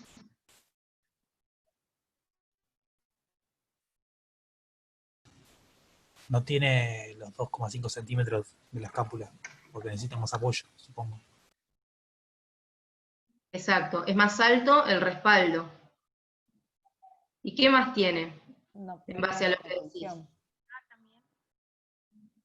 ¿Cómo? Tiene propulsión, o sea que alguien la lleva. No tiene aros de propulsión, exacto. Fíjense que las ruedas son más chicas de las estándar Neumáticas, ¿no? y no tienen aro de propulsión. También con respecto al tronco tiene como contenedores para mantenerla más recta. Exactamente, los estabilizadores laterales, estos que vemos acá. Y el eje de la rueda está por detrás del centro de gravedad del cuerpo de la paciente. Está por detrás, exactamente, es un eje retrasado. Bien, fíjense que me mencionaron dos cosas. Uno, que el respaldo es más alto, probablemente porque ella lo necesita, ¿sí? Porque tenga un pobre control de tronco, pero aparte, si observan Tiene bien un acá, ángulo, está en ángulo hacia atrás para... Es mayor a 5 el ángulo. Tiene un apoyo cervical. fíjense acá, en esta imagen, y acá, que tiene lo que se llama prolongador cefálico. Sí. Ese apoyo occipital, ¿sí? Esto es porque el control cefálico. Entonces, aparte de darle estabilidad al tronco, también se lo da a la cabeza. Y fíjense acá, si llegan a ver, chicos, que esta prolongación cervical también es regulable. ¿Ven esta manija? Sí, regulable en profundidad, sí. Es regulable, entonces nosotros podemos jugar en la distancia, si la persona necesitamos que esté más adelante el apoyo o más retrasado, dependiendo de cada persona.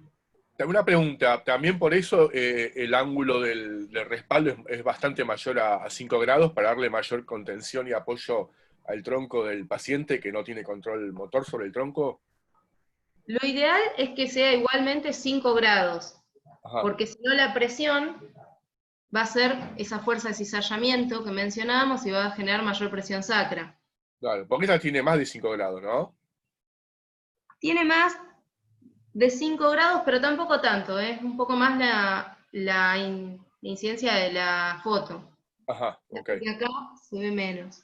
Sí, se ve menos, ¿verdad? Pero Sí. tiene algo más en base a lo que mencionás, que es la contención de tronco. Fíjense acá, esto negro, Sí. es como un cinturón que la contiene a ella aferrada al respaldo, para evitar la caída anterior. Y también tiene, chicos, los soportes laterales que ustedes mencionaban, que muchas veces en la silla también son regulables y lo podemos adaptar a cada persona. Es decir, que se pueda poner un poco más arriba o un poco más abajo del respaldo. ¿Se toma la medida según la axila? Como si fuera una muleta, digamos. Sí, vos lo podés tomar en base a la axila, es decir, por debajo de la axila, evitando la compresión a nivel axilar, O también podés hacer una fuerza y contrafuerza. Si la persona, por ejemplo, tiene una escoliosis, pues la vas a asistir. Claro, le das más contención. Exactamente, generas una fuerza y una contrafuerza en el otro extremo. Se pueden poner alineadas o con este sistema de contrafuerza. ¿Puede ser que el asiento también se suba y se baje? El asiento sí, fíjate acá, Sí. ven ahí, Sí. eso es lo que va a permitir la inclinación. Lo que te permite esto es modificar la inclinación, pero no la altura respecto del piso. Claro. Y ustedes me Claro, preguntaron en un momento si la rueda era neumática. Si yo la veo así, como está en esta foto, a la rueda posterior, no puedo determinar si es neumática o si es maciza, porque lo que estamos viendo por fuera es la cubierta. Fíjense, todo esto que vemos como esa goma es la cubierta. Tiene una válvula, ¿no? Tiene la válvula abajo, fíjate, tiene la válvula. A ver En el si yo- cuadrante inferior derecho. Fíjate Sí, ahí, sí, tiene razón. Bueno, con la válvula es neumática. neumática. Sí. Bien, en cuanto a la cubierta, chicos, esto es importante que tenga la cubierta. Muchas veces no la tienen y la rueda se patina, por ejemplo, cuando hacen, por ejemplo, un wheelie para subir a un cordón, ¿sí? O para sortear un escalón. Si no tiene la cubierta, muchas veces se patina. Y muchas veces, no en esta silla de ruedas, pero en la silla de ruedas estándar, como la que vimos antes, el freno se patina cuando no tiene la cubierta. ¿Sí? El freno que va acá, por lo general, se patina. Entonces son importantes las cubiertas. ¿Sí? Que estén en condiciones, como compárenlas con las ruedas de una bici. Cuando las cubiertas están gastadas, las ruedas se patinan, por más de que frenemos, sigue de largo. No tiene rozamiento. Exacto. Veamos, chicos, en este caso, ¿es adecuada la silla de ruedas para él? Es altísima. Muy alto. Sí. Es altísima. ¿Y cómo te das cuenta? Y la altura de los apoyapiés al piso, La altura del respaldo. no, es la altura de las ruedas, la altura el diámetro de las ruedas. Y después el apoyapié queda como a 30 centímetros del piso, por lo menos. Aparte no llega a tocar con el tercer dedo el eje de la... Exacto, ¿no? Fíjense, nosotros dijimos, lo primero que vemos es la pelvis del paciente. Tenemos que ver si estaba alineada. ¿Sí? Después íbamos a ver los reposapiés. Que los reposapiés, dijimos que tenían que garantizar 90 grados de tobillo, 90 grados de rodilla y 90 grados de cadera. El asiento es muy largo ante lo posterior. Fíjate que obliga a que él esté desplazado el cuerpo hacia adelante para que el hueco popliteo no comprima. Por eso la inclinación de columna. Está con la columna inclinada hacia atrás. ¿Puede ser? Exactamente, la profundidad del asiento es excesiva. Claro, o sea que no tiene 90 de cadera, tiene una flexión menor a 90 de cadera. Sí, en realidad, claro, él lo que está haciendo está en retroversión pélvica para evitar, para poder en realidad, para que ella llegue a flexionarse, ¿no? Exacto. Está en retroversión pélvica y después compensa con una postura sifótica de tronco. ¿Sí? Claro. Entonces, sabemos que el asiento tiene una profundidad excesiva, hay que acortarlo. La flexión de rodilla tampoco es de 90. Sí. Entonces hay que modificar la altura de los reposapiés. Otra cosa que mencionaron es, tiene aros de propulsión, por lo tanto es una silla para que él autopropulse. Sin embargo, el tercer dedo no llega al eje de la rueda. ¿Sí? Por lo tanto, él va a llegar acá, pero no va a poder hacer lo que nosotros llamamos un movimiento desde menos cuarto a y cuarto. Este sería todo el segmento que él tendría que poder contactar para propulsar la silla.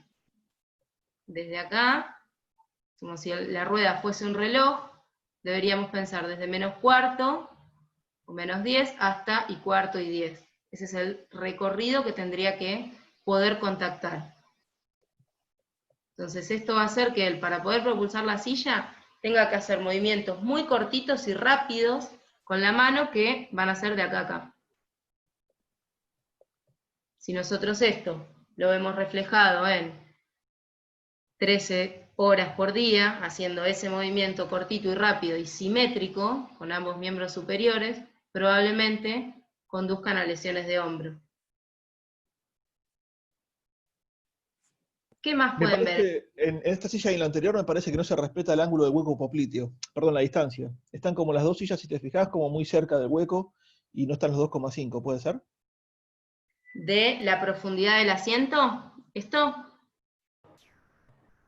Sí, el hueco popliteo del asiento, digamos. Ahí tiene que haber 2,5, dijimos, ¿no? Exactamente, entre el hueco popliteo y el borde anterior, o sea acá, tendría que estar, ahí tendría que terminar el asiento. Claro, Y lo lo- que habíamos hablado antes, que es Con muy la largo. anterior pasaba lo mismo. Con la anterior, si te fijas en la foto, pasaba lo mismo, me parece.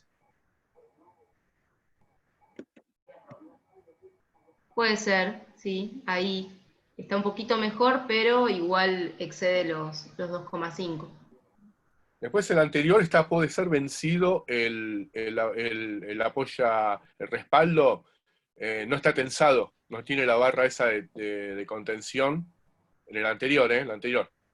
Ah, perdona, La del paciente exactamente, masculino. Está como vencido, está arqueado, ¿no? está arqueado. Esto se denomina efecto hamaca.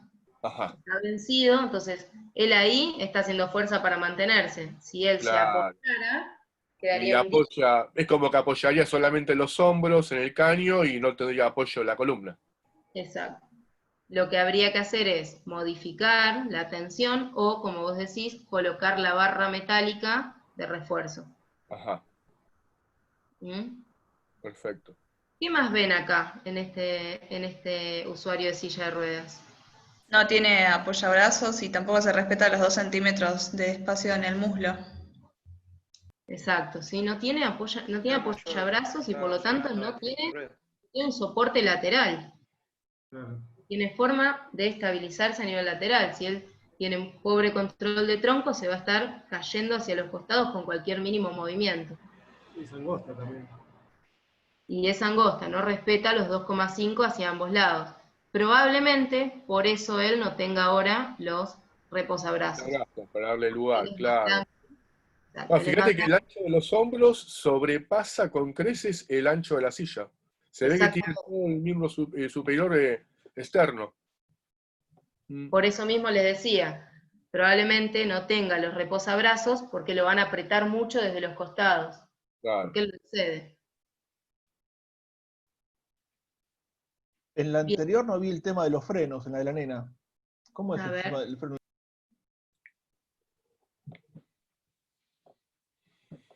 Frenan atrás desde las manijas. Exactamente, no se llega a ver porque la foto está cortada, pero fíjense que acá estaría el sí, ahí lo sistema veo. de frenos. ¿Por qué? Porque el freno, en este caso, esta es una silla postural de traslado, no va a propulsar ella la silla. Es el que la Fíjense lleva. que no tiene los aros de propulsión. Entonces los frenos tienen que estar al alcance del que lo traslada, El a asistente. nivel de las manijas, o muchas veces viene acá abajo un freno para que el que lo traslada pise el freno y con eso frene la silla.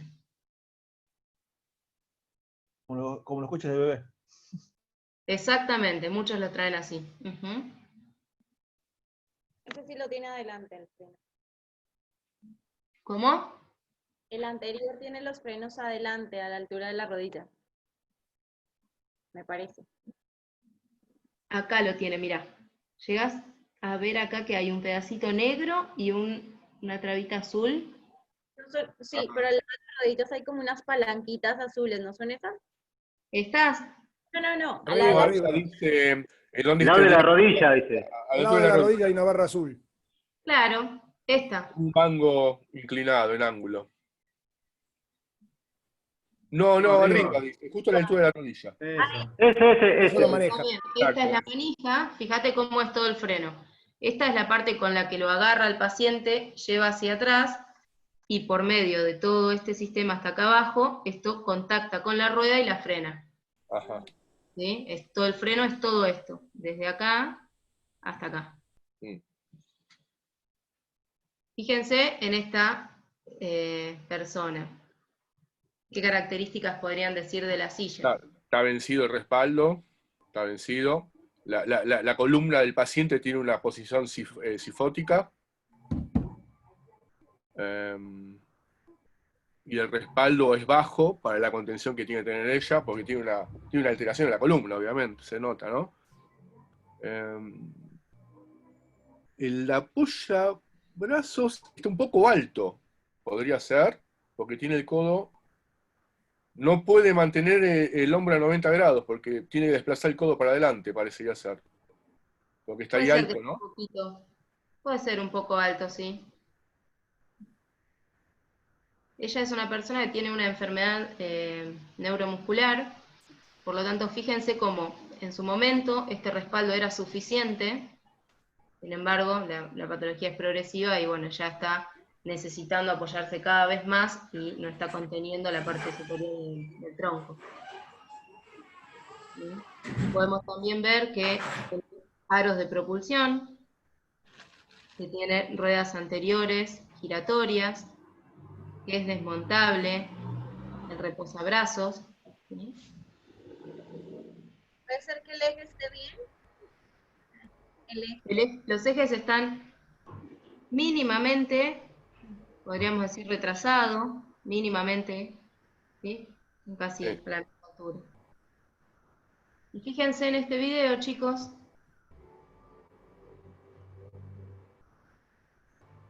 A ver si lo llegan a ver, lo que les comentaba del correcto patrón de remado. ¿Sí? La silla de ruedas tiene que garantizar que la persona vaya aproximadamente desde los 10 o menos cuarto hasta y 10 y cuarto con las manos. Cuando, como veíamos en la foto del nene, está muy alto él y no llega, no va a poder garantizar este patrón de remado. Y si no podemos garantizar un correcto patrón de remado, sobrevienen lo que son las lesiones de hombro y de muñeca, que son muy frecuentes, sobre todo los impingement de hombro y el túnel carpiano en muñeca.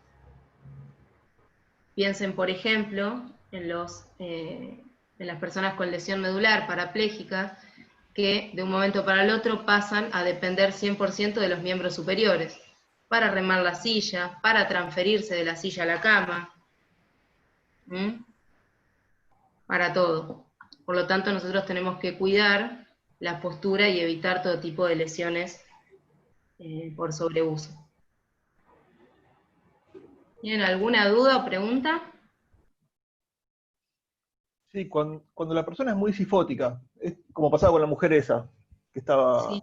en la silla, o sea, es medio como complicado el tema del respaldo, ¿no? Porque parece que se desliza como para adelante, porque tiene muy separado el popliteo del borde del asiento, y si le pones un asiento, una base más rígida, se va para adelante, como que no sabría cómo acomodar cuando la columna está muy curvada, ¿no? ¿Hay alguna forma para eso? Sí, vos podés facilitar con distintos soportes, como ser distintos tipos de almohadones, que pueden ir, por ejemplo, en el sector inferior de la columna, por ejemplo, a nivel lumbar, y que no estén a nivel dorsal. O sea, vos buscás siempre que la silla se adapte a la persona. En este caso es al revés, acá la persona está tratando de adaptarse a la silla. Entonces, cuando la estructura o sea, cuando la deformidad es estructural, vos no vas a poder cambiar y generar que la persona esté en una postura correcta, pero sí tenés que garantizar que esté confortable, contenido, y que no predisponga a ningún tipo de lesión.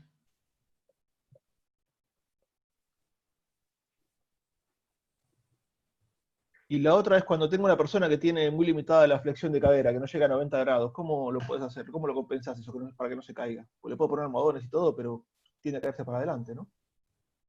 Cuando está más en extensión, Claro, cuando no tiene flexión de cadera por artrosis o por lo que fuere, por inmovilidad. y bueno, ahí es bastante complicado, cuando le faltan pocos grados para llegar a 90, podés asistirte con distintos almohadones, como por ejemplo, ¿se acuerdan cuando vimos los almohadones que hablamos de unos que tienen válvulas, donde uno, por ejemplo, los almohadones neumáticos de alto perfil, vos tenés cierta altura del almohadón con aire. Vos podés mover la válvula y dejar que un lado esté más alto que el otro. Entonces el almohadón termina quedando así. Ahí podrías ayudarlo un poco.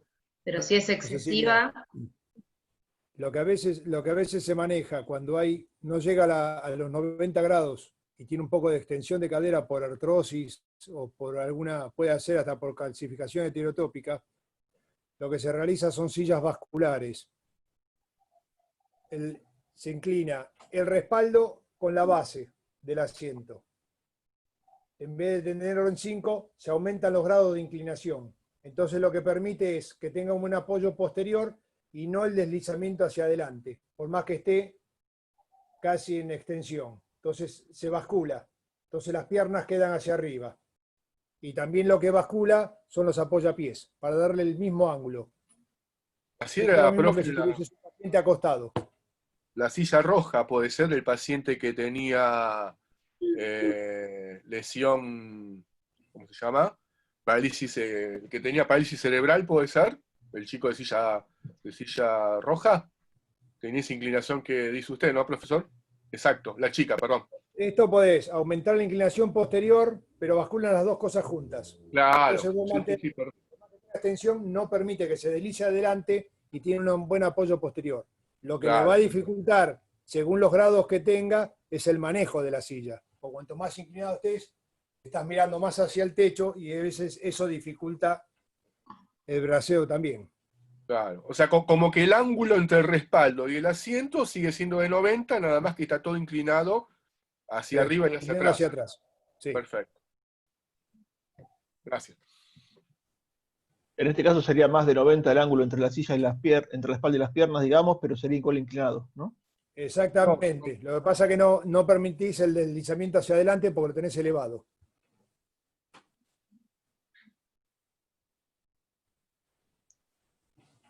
Sí, como que retrasa el centro de gravedad del paciente hacia atrás. Exactamente.